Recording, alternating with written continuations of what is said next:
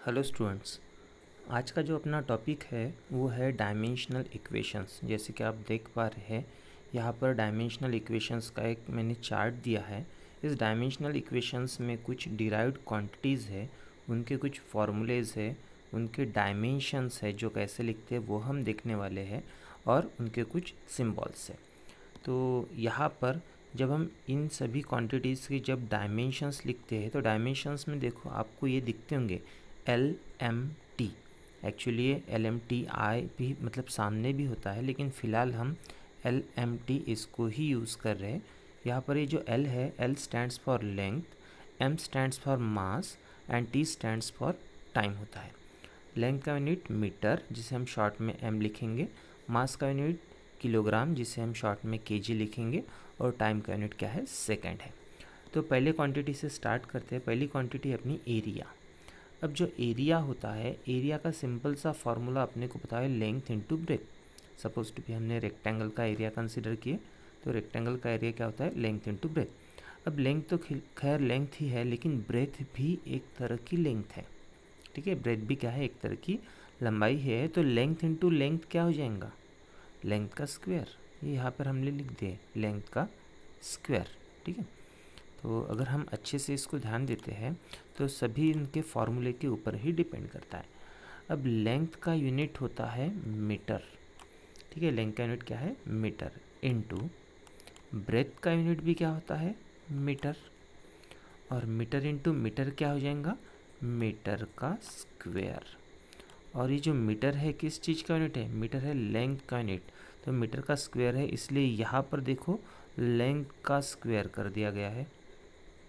ठीक है, अब यहाँ पर m का पावर 0 है, q है, m क्या है, मास। अब अगर हमने यहाँ पर देखे थे तो यहाँ पर कहीं मास था क्या, किलोग्राम था क्या, नहीं, इसलिए मास का पावर कितना है, 0। यहाँ पर कहीं पर सेकंड है या फिर टाइम का इन्वॉल्वमेंट है, कुछ नहीं, इसलिए टाइम का पावर कितना है, 0। तो इस तरह से एरिया का डायमेंशन क्या होता है, L2m0T0, और एरिया का जो यूनिट होता है सिम्बॉलिकली हम मीटर स्क्वायर ऐसा हम लिख सकते हैं। सेकंड क्वांटिटी अपने पास में वॉल्यूम। अब ये जो वॉल्यूम होता है, अगर किसी भी चीज़ का अगर हम वॉल्यूम हम कंसिडर करते हैं तो वॉल्यूम अपने को पता है length into breath into height. Length का यूनिट मीटर, ब्रेथ भी एक तरह की लेंथ होती है, इसका भी यूनिट मीटर, हाइट भी एक तरह की लेंथ होती है, इसका भी यूनिट मीटर। तो metre into metre into metre क्या हो जाएगा, मीटर का क्यूब।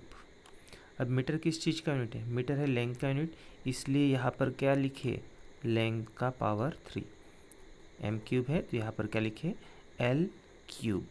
ठीक है, और जैसे यहाँ पर दिखता है लेंथ, ब्रेथ और हाइट, ये तीनों लेंथ ही है। यहाँ पर कहीं पर भी केजी नहीं है, इसलिए m का पावर 0।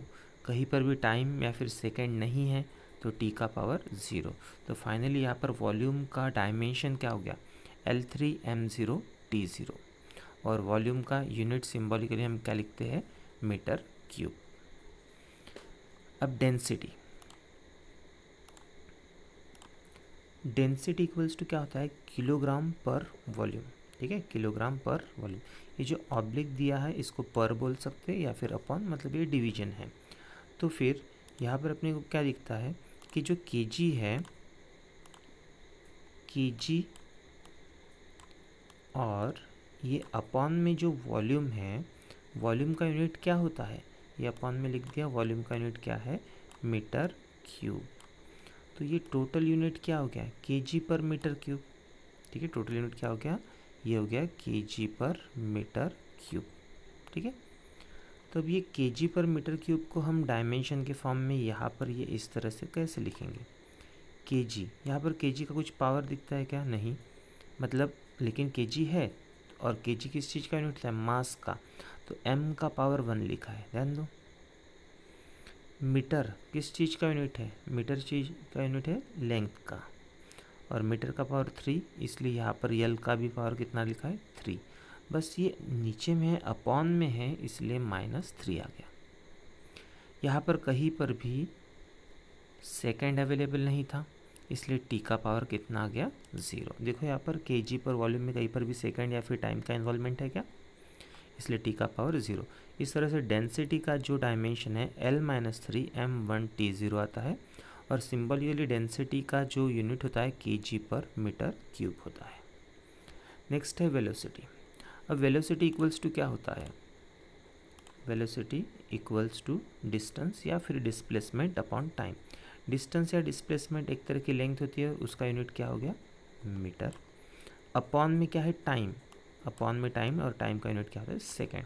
इस तरह से वेलोसिटी का ये जो यूनिट हो गया, ये क्या हो गया? मीटर पर सेकेंड। और इसको हमने यहाँ पर लिखे हैं, इसका यूनिट सिंबॉलिकली मीटर पर सेकेंड हम ऐसा लिखते हैं। ठीक है, तो यहाँ पर मीटर का पावर कितना है? 2 नहीं है, मतलब यहाँ पर कितना है? 1। मीटर किस चीज़ का यूनिट होता है? लेंथ का, इसलिए यहाँ पर लेंथ का पावर कितना लिखे? 1। सेकंड का पावर कितना दिखता है? कुछ भी नहीं है, मतलब 1, 0 तो नहीं हो सकता है, कितना रहेगा? 1। तो 1 रहेगा, तो सेकंड किस चीज़ का यूनिट है? टाइम का, इसलिए यहाँ पर क्या लिखा है? टाइम का यूनिट 1, लेकिन अपॉन में है सेकंड, इसलिए -1। और यहाँ पर कहीं पर भी किलोग्राम नहीं है, इसलिए m का पावर कितना रहेगा? 0। तो वेलोसिटी का यूनिट क्या है? मीटर पर सेकेंड।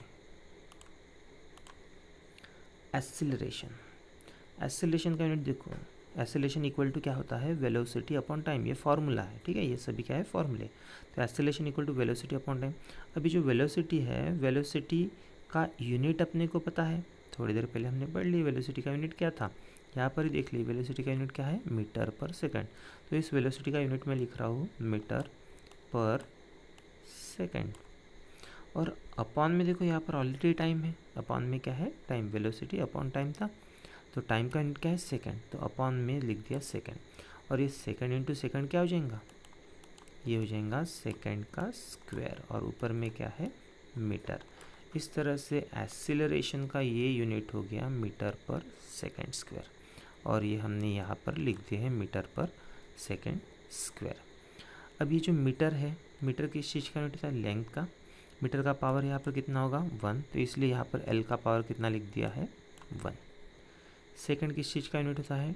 टाइम का, इसलिए सेकंड का पावर 2 है, इसलिए टाइम का भी पावर ये है। ठीक है, टाइम का पावर कितना लिखा है? 2, लेकिन अपॉन में होने के कारण में क्या रहेगा? -2। और यहाँ पर कहीं पर भी किलोग्राम नहीं है, इसलिए m का पावर कितना हो जाएगा? 0। इस तरह से एक्सीलरेशन का यूनिट क्या होता है? मीटर पर सेकेंड स्क्वायर। ये यूनिट बच्चों आपको याद रखने हैं। अगर क्वांटिटी पता है, क्वांटिटी का फॉर्मूला पता है, तो हम यूनिट आसानी से फाइंड आउट कर सकते हैं। उनका जो डायमेंशनल इक्वेशन है वो भी आसानी से हम फाइंड आउट कर सकते हैं। नेक्स्ट क्या है अपने पास में? मोमेंटम। और मोमेंटम का फॉर्मूला क्या होता है? Momentum equal to mass into velocity. Mass का यूनिट क्या होता है? kg, और वेलोसिटी का यूनिट क्या होता है? मीटर पर सेकेंड। इस तरह से देखो, मोमेंटम का ये जो टोटल यूनिट हो गया, और टोटल यूनिट क्या होगा? kg मीटर पर सेकेंड। देखो ये लिखा है kg मीटर पर सेकेंड। kg का पावर कितना है? 1, इसलिए m का पावर 1। m मीटर, मीटर किस चीज़ का यूनिट होता है? लेंथ का। मीटर का पावर 1, इसलिए L का पावर 1। S किस चीज़ का यूनिट है? टाइम का। यहाँ पर S का पावर 1, इसलिए टाइम का पावर कितना हो जाएगा? -1। -1 क्यों? क्योंकि S कैसे है? अपॉन में है, इसीलिए -1। ठीक है, थोड़ा सा केयरफुली आप देखिए, आपको इसको प्रैक्टिस करना पड़ेगा, तो आसानी से आपको समझ जाएगा। फोर्स। अब force equal to mass into acceleration. Force का फॉर्मूला है क्या? Mass into acceleration. अब ये जो मास है, मास का यूनिट अपने को पता है, मास का यूनिट क्या होता है? kg। और एक्सेलरेशन ये मल्टीप्लाइड है, एक्सेलरेशन का यूनिट क्या होता है? मीटर पर सेकेंड स्क्वायर। ये हमने थोड़ी देर पहले पढ़े हैं। तो इस तरह से फोर्स का ये जो टोटल यूनिट है, ये क्या हो गया?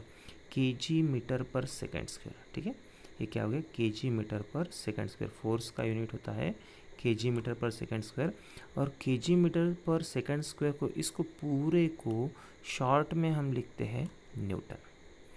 इसलिए मैक्सिमम टाइम आपने कभी भी सुने होंगे, फोर्स का यूनिट क्या होता है?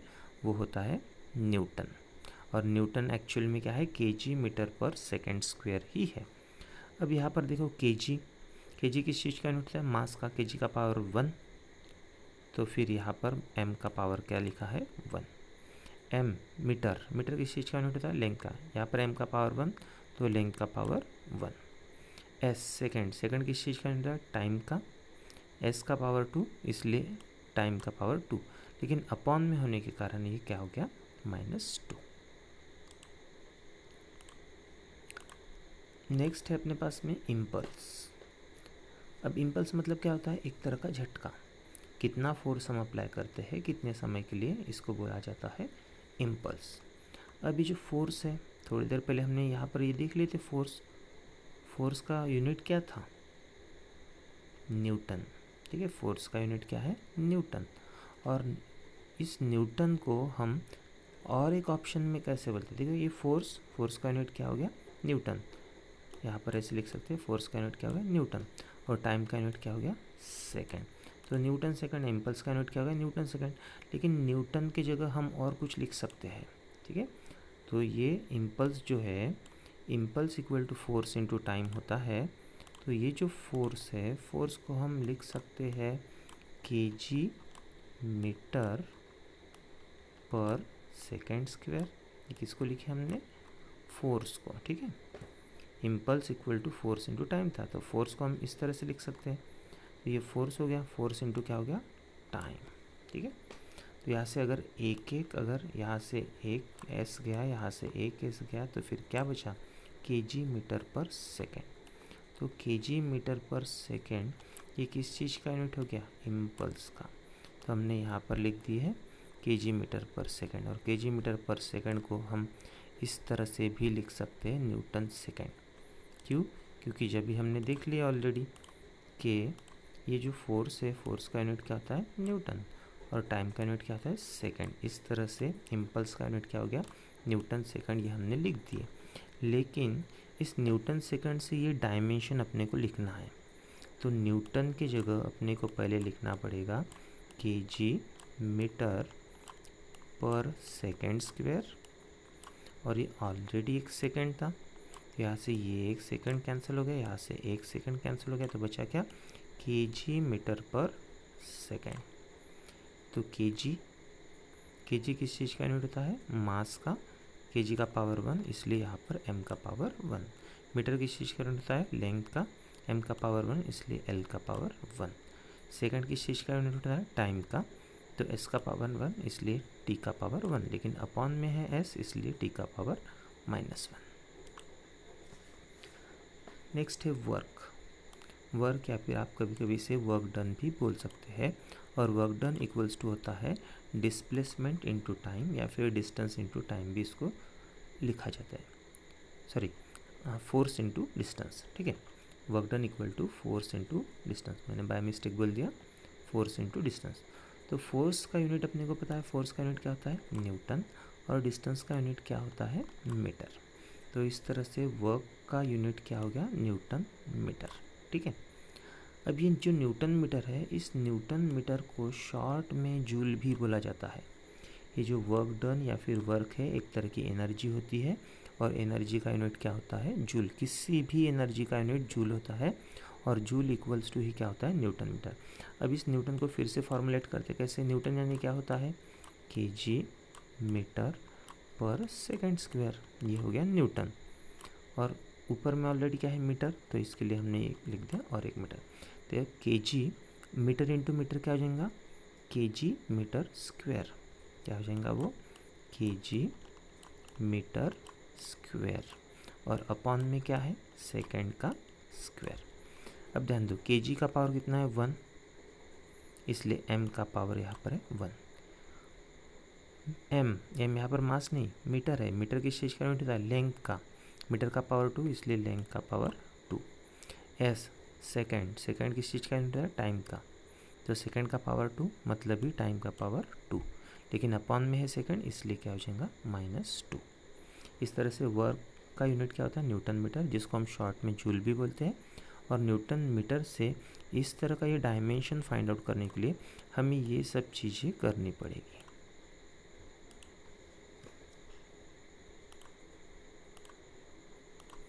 नेक्स्ट है अपने पास में काइनेटिक एनर्जी।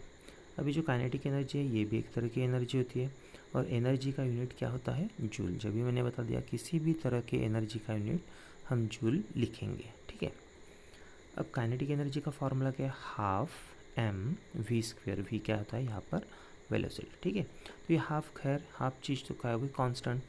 हाफ एक तरह का नंबर हो गया, नंबर को कोई ऐसा हम लिखते नहीं यूनिट मीटर में या फिर कुछ सेंटीमीटर में, ऐसा नहीं लिखते, ये सिर्फ नंबर हो गया, प्योर नंबर हो गया। प्योर नंबर का कोई यूनिट नहीं होता, ठीक है। अभी जो मीटर है, सॉरी मास है, हाफ एम वी स्क्वेयर, देखो ये फॉर्मूला है हाफ एम वी स्क्वेयर, यहाँ पर एम मीटर नहीं, ये क्या हो गया मास, वी क्या हो गया वेलोसिटी। अब ये जो मास है, मास का यूनिट क्या होता है केजी, वेलोसिटी का स्क्वायर है, ठीक है। तो वेलोसिटी का यूनिट क्या होता है मीटर पर सेकेंड, और वेलोसिटी का स्क्वायर था तो इन दोनों का स्क्वायर करेंगे, मीटर का भी स्क्वायर और केजी का भी स्क्वायर। इस तरह से काइनेटिक एनर्जी का टोटल यूनिट क्या हो गया केजी मीटर स्क्वायर पर सेकेंड स्क्वायर, ठीक है, केजी मीटर स्क्वायर पर सेकेंड स्क्वायर। अब आप देखोगे कि केजी किस चीज़ का यूनिट होता है मास का, और केजी का पावर कितना दिखता है यहाँ पर 1, इसलिए मास का पावर कितना लिखा है 1। मीटर किस चीज़ का यूनिट होता है लेंथ का, एम का पावर कितना लिखा है 2, इसलिए यहाँ पर एम का पावर, एल का पावर कितना लिखा है 2। देखो ये मीटर जो है, मीटर किस चीज़ का यूनिट होता है लेंथ का, और मीटर का पावर 2 मतलब ही लेंथ का पावर 2। एस क्या होता है सेकेंड, सेकेंड किस चीज़ का यूनिट होता है टाइम का, तो यहाँ पर लिखा है टाइम का पावर 2। -2 क्यों लिखा है क्योंकि ये अपॉन में है इसीलिए, ठीक है। तो इस तरह से काइनेटिक एनर्जी का जो फॉर्मूला है हाफ एम वी स्क्वेयर, यहाँ पर एम क्या होता है मास, मास का यूनिट केजी, वी क्या होता है वेलोसिटी, वेलोसिटी का यूनिट मीटर पर सेकेंड, लेकिन वेलोसिटी का स्क्वायर था इसलिए मीटर का भी स्क्वायर कर दिया, सेकेंड का भी स्क्वायर कर दिया। केजी मास का यूनिट इसलिए एम का पावर 1, मीटर लेंथ का यूनिट इसलिए एल का पावर 2 क्योंकि एम का पावर 2 है, एस सेकेंड, सेकेंड का पावर 2 इसलिए टाइम का पावर 2। इस तरह से जो काइनेटिक एनर्जी होता है इसका डायमेंशन L2m1t-2 होता है, और किसी भी तरह की एनर्जी का यूनिट क्या होता है जूल होता है। अब नेक्स्ट है पोटेंशियल एनर्जी। अब ये जो पोटेंशियल एनर्जी होती है, पोटेंशियल एनर्जी का फॉर्मूला क्या है mgh, m मास, g ग्रेविटी और h क्या होता है हाइट, ठीक है। तो m क्या होता है मास, मास का यूनिट क्या होता है kg, g क्या होता है ग्रेविटी मतलब ग्रेविटेशनल एक्सेलरेशन, तो उसका यूनिट क्या होता है मीटर पर सेकेंड स्क्वायर, और h क्या होता है हाइट, हाइट एक तरह की लेंथ होती है और लेंथ का यूनिट फिर से क्या होता है मीटर। इस तरह से अगर ये कंबाइन हम देखते हैं तो इस कंबाइन में अपने को क्या दिखता है केजी, मीटर इंटू मीटर क्या हो गया metre square upon second square. तो हम इसे कुछ इस तरह से लिख सकते हैं, मैंने आपको करके बताया, तो इसको हम क्या लिखेंगे केजी मीटर स्क्वायर पर सेकेंड स्क्वायर, ठीक है। अब यहाँ पर देखो ये जो केजी मीटर स्क्वायर पर सेकेंड स्क्वायर है इसको हम शॉर्ट में क्या बोलेंगे जूल, क्योंकि किसी भी तरह के एनर्जी का यूनिट क्या होता है जूल होता है, ठीक है। अभी केजी किस चीज़ का यूनिट है मास का, इसलिए m का पावर 1। मीटर किस चीज़ का यूनिट होता है लेंथ का, इसलिए l का पावर 2 क्योंकि यहाँ पर m का पावर 2 है। सेकंड किस चीज़ का यूनिट होता है टाइम का, s का पावर 2 है तो यहाँ पर t का भी पावर 2 अपॉन में है इसीलिए -2।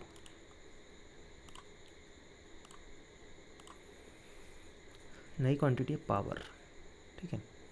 अब पावर कितना काम करेंगे और कितने समय में इसको बोला जाता है पावर। कम समय में ज़्यादा काम करते मतलब ज़्यादा पावर, या फिर ज़्यादा समय में कम काम करते हैं तो कम पावर। तो पावर ज़्यादा कब होता है जब कम समय में ज़्यादा काम किया जाता है तब। अब ये क्या है वर्क अपॉन टाइम, पावर का फॉर्मूला वर्क अपॉन टाइम हमने पहले देखे। ये वर्क का यूनिट क्या होता है जूल, जूल मतलब ही क्या होता है न्यूटन मीटर, ठीक है। देखो power equals to work upon time, power equal to work upon time. Work का यूनिट जो होता है हमने क्या लिखे जूल,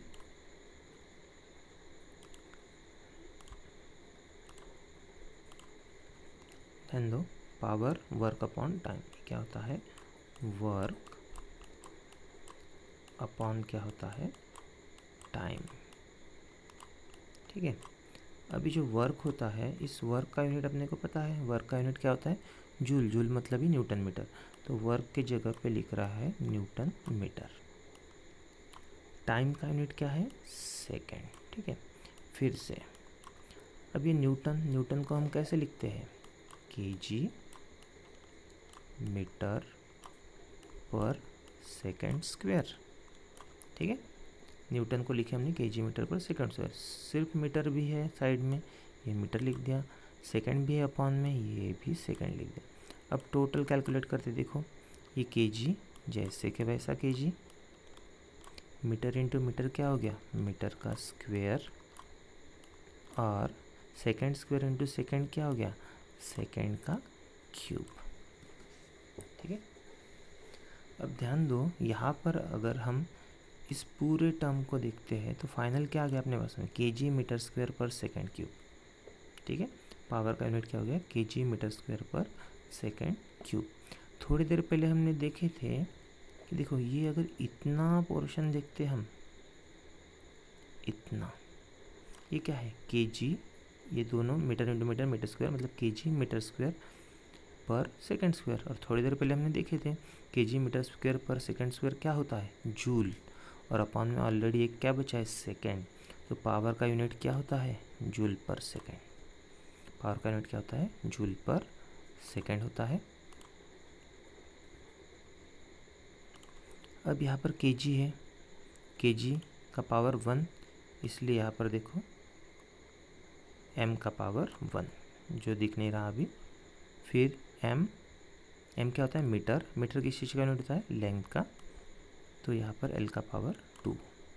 सेकंड किस चीज़ का यूनिट होता है, टाइम का, इसलिए t का पावर 3। -3 क्यों है, क्योंकि ये अपॉन में है इसीलिए। ये स्टार्टिंग में थोड़ा सा टफ पड़ता है बच्चों, लेकिन जैसे जैसे हम इसकी प्रैक्टिस करते हैं वैसे अपने को इजी होने लगता है।